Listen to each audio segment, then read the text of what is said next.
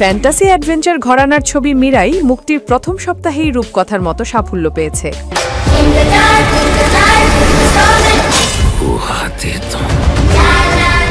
তেজা সজ্জা, মঞ্জু মনোজ আর ঋতিকা নায়েক অভিনীত ছবিটি বিশ্বজুড়ে আয় করেছে ১১০ কোটিরও বেশি রুপি।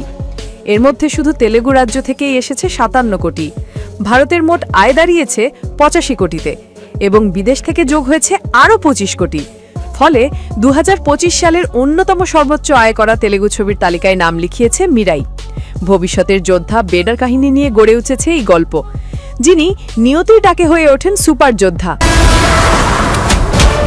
হাতে তুলে নেন অলৌকিক অস্ত্র মিরাই।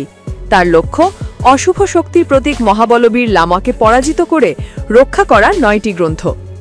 বিশাল ক্যানভাসে নির্মিত ছবিটির ভিজুয়াল এফেক্ট, অ্যাকশন আর বর্ণনা ভঙ্গি দর্শকদের মুগ্ধ করেছে।